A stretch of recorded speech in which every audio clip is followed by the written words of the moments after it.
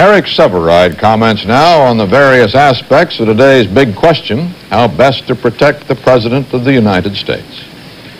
This capital city is working up the expected lather of ex post facto wisdom about how to keep American presidents alive. But nobody sees the happy light at the end of the tunnel, or perhaps one should say the end of the gun barrel.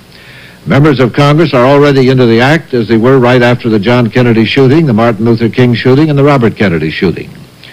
They passed all the laws and special appropriations for security they could think of then and agree on. More Secret Service agents, mandatory protection for all presidential candidates, a weak law on cheap handgun sales and circulation, and they made it a federal crime to kill or try to kill the president or anybody in the legal line for the presidency. What congressmen can do, short of a sweeping law designed to try to mop up the millions of handguns in this country, is not at all clear. They could pass a non-binding resolution asking the president please to be careful, but all in all, a change in presidential behavior is up to the president. He is talking as if changing his ways would be to give in to criminals. It would be rather to give in to his moral obligation to the country to stay in one piece.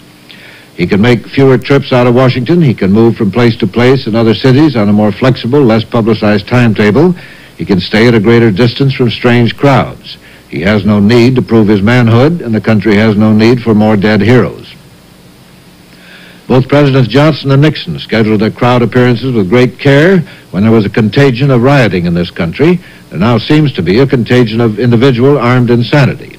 Almost certainly he will go easy on travel appearances, at least for the immediate future. His important work is right here in the Capitol in any case. Obviously, there are jurisdictional troubles between Secret Service, FBI, and local city police. What we don't need, in addition, are jurisdictional quarrels between congressional committees, squabbling over who gets the dubious honor of investigating all this and the publicity that goes with it. There may or may not be an assassination contagion going on in the twilight world of political psychopaths, but there is a contagion of apprehension about them that is not confined to Americans. Foreign governments are now disturbed.